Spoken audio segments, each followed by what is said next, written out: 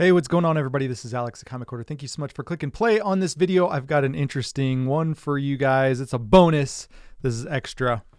So I released a video today where I found $4,000 or even $6,000, honestly, at an antique mall. And I released a video and it's been doing very well. It's been doing awesome. So thank you guys so much for watching that video and supporting that video. As of right now, 3 hours, it's got 604 views. So for me, that's awesome. So thank you guys very, very much. Really do appreciate it. I got one comment that I want to kind of respond to on video because it was interesting. And I'm going to comment on it with as much respect as I would like to be treated if I was getting a video made about my comment. I'm not going to say the person's name. I'll put up the comment right here. Kind of confusing that these people were selling such valuable comics at $9. They are pulp magazines. They're not comic books. Definitely not comic books at all. Why take advantage of people when you know the value? ? Personally, I think that's terrible. What's the point of taking advantage of others for something so immaterial in life as a comic book, as a pulp magazine? Pay a fair price and enjoy the value of owning a historical piece of art. I agree with that. Historical piece of art for sure. And I would pay the price too. It's such a rare find that if it was $300, I'd probably had to pay $300. I'm not impressed at you getting a steal at such a low ball prices. So stop bragging, never watching your channel again. That's fine. I appreciate anyone who comes by and is transparent, is honest, leaves a positive or negative comment. I want the comments. I want the conversations. And if I'm doing something that's bothering you, I want to know about it. Let's break it down. So the comic that I got was probably worth $2,500, $4,000, just depending on who. There's one listed for $8,000, but it's in nicer condition. Just depending on who you are. Heritage Auctions might list it for $4,000 or sell. I would assume an auction would sell for $4,000. If I was going to sell, or maybe $6,000, if I was going to sell the pulp, which I'll leave a card up here about what we're talking about. It's the video I just released today. If I were to list that, I would probably list it myself on eBay for $4,000. But I found it at an antique mall for $9. And so let's explain what an antique mall is. Or let's talk about the different places that you buy comics or pulp magazines or collectibles. You can buy them person to person. You can buy them comic book shop or a specialty shop that specializes in those collectibles.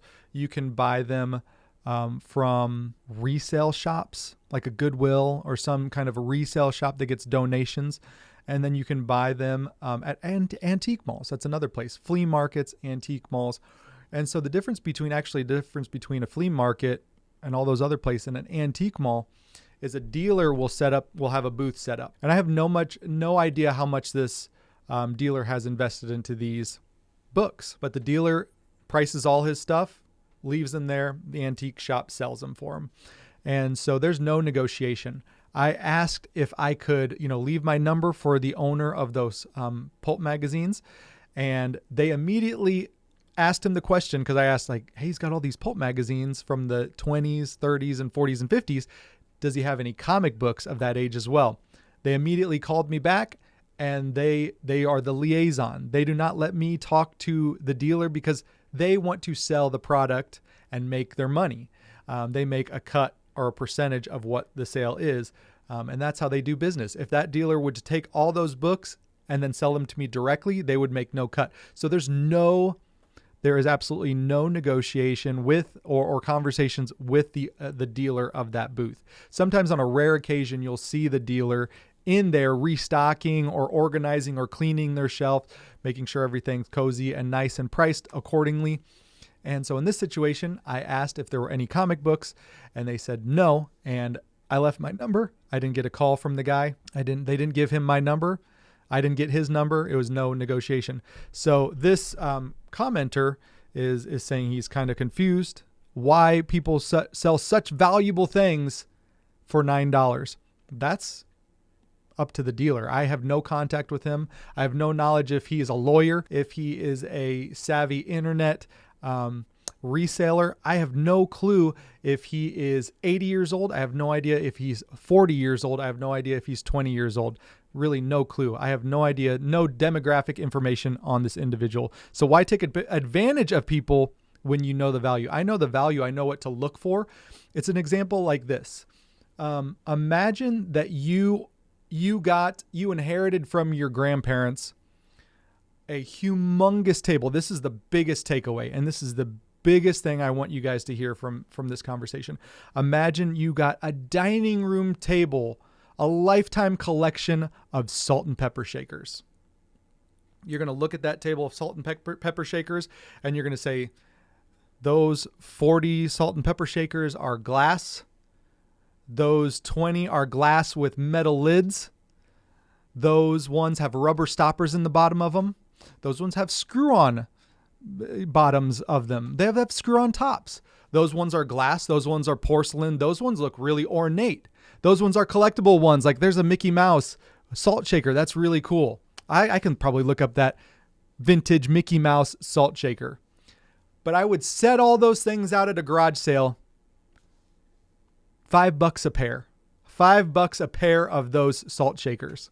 Someone could come up to me, an avid salt shaker collector, and be like, whoo, that salt shaker right there in the middle. The glass one with the screw on top and the rubber stopper in the bottom. That's a super rare run. $5? Okay, $5. He knows that thing's worth $5,000. I could care less. I've got a table full of salt and pepper shakers that I don't give two craps about. I want these things gone out of my life, and I'm trying to sell them for $5 a piece. Sometimes people inherit comic books, paper, and they could care less. What if that person got an inheritance of $500,000 or $1 million and a collection of magazines? Like, what are they going to do with these magazines that are filling up their garage right now? What are they going to do with these comic books that are filling up their garage right now? $20 a piece, $15 a piece. I don't care. Get these out of my life. Salt shakers, get these things out of my life. I don't want these. I don't collect these. They're just collecting. If somebody wants them and somebody enjoys them, take them. Buy them for $5 a piece and then do whatever you want with them. If that's your holy grail salt shaker, take it for $5. Like, that's what I'm trying to say here, you guys. Not everything is you're taking advantage of somebody or there needs to be a negotiation had. There's no contact between the buyer and the seller at an antique mall. If I wouldn't have bought that, the next person would have bought that. And it doesn't matter. There's hundreds left there. I knew enough to know that one was $4,000, $6,000. Now there may be another one in there that the next guy walks in. Holy crap, how did anybody miss this $20,000 pulp magazine? I didn't know about it. So I didn't buy it. So there's no negotiation. There's no interaction between me and the seller. It's like the salt and pepper shaker. This guy could have had these books collecting cobwebs in his attic or collecting cobwebs in his spare bedroom. I'm going to have my cousin move in with me, and now I got to clean out the spare bedroom. Get these pulps, get these comic books out of my life. $15 a piece, $9 a piece, $20 a piece. I don't care. I want them gone. And if I can make $1,000 selling these things that I got from Uncle Leo, or I got at a yard sale thinking that maybe I'll look these up someday and resell them for $20 for the box. That's what I'm trying to say. Like, not everything is you are such a low life. I've overpaid for many things. I've paid full blown retail. Oftentimes when I want something, I will pay full blown retail. I will tell you, I will pay you full blown retail if you'll sell that to me. Like, that's how much I want it. Or I'll pay over full blown retail if you'll sell that thing to me. So hopefully you guys understand. Hopefully I was respectful to this commenter. I mean, no disrespect to them. And he was respectful too. He just said, I don't understand.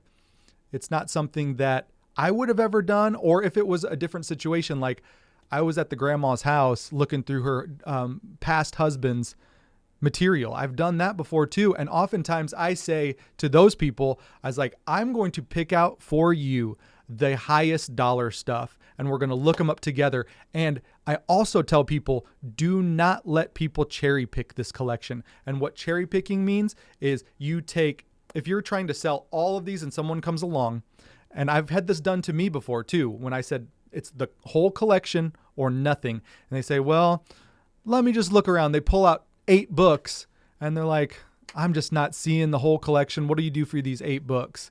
And I'm like, oh, that's not what I want to do. But you've already pulled them out. You've driven 2 hours to be here.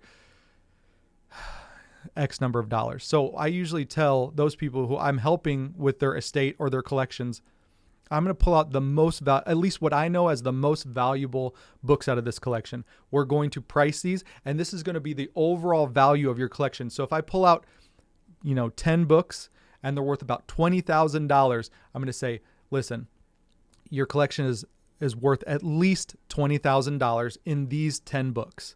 The rest of it's kind of gravy. The rest of it's kind of, $10, $20 here, $5 here, whatever. But these are the money books. Okay. This kind of makes the collection. And if you want to get rid of all of this, this will help the appeal of the entire collection. So hopefully that helps make sense. All due respect to this commenter, just wanted to respond to it. There's no back and forth at an antique mall. It's there. If you don't buy it, the next guy is going to buy it. And so sorry if I've made you upset, but I had an awesome find and I'm not ashamed of it. My whole channel is based on going out there and finding things and saying this stuff is out there. Go out and hunt. I tell people all the time, go to antique malls, go to pawn shops, go to record stores, go to collectible stores, go to baseball card shops, go to flea markets, which I don't have very many flea markets around me. Go to comic book shops, look on eBay at similar things like parallel collecting things. Like I find comic books by searching for pulp magazines, or you can find Pokemon cards by searching for Yu-Gi-Oh cards. Just go out there and find them. I'm not bragging, but some people do say, this is very braggadocious of you, but I'm sharing. Like one thing about comic book hobby before YouTube is like, I have an awesome collection in there. There's so many awesome collections and it's just sitting there until I go into that room, open up a box and look at some comics. Nobody would ever come over to my house, or if we'd have guests over, it's almost embarrassing for me to say, hey, do you want to come downstairs and look at my comic books? This is a community for sharing. So that's what we do here. We share our comic books. We share the things that we find, the things that we find interesting, the big wins. I live vicariously through people who find awesome deals. Like I started my YouTube channel because of people like Lightning 2288.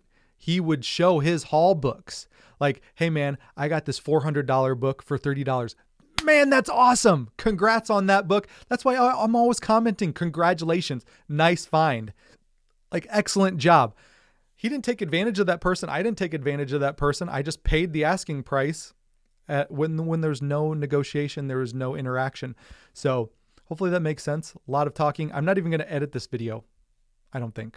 I'm just going to upload it. Hopefully you guys don't mind. I'll talk to you soon. See ya.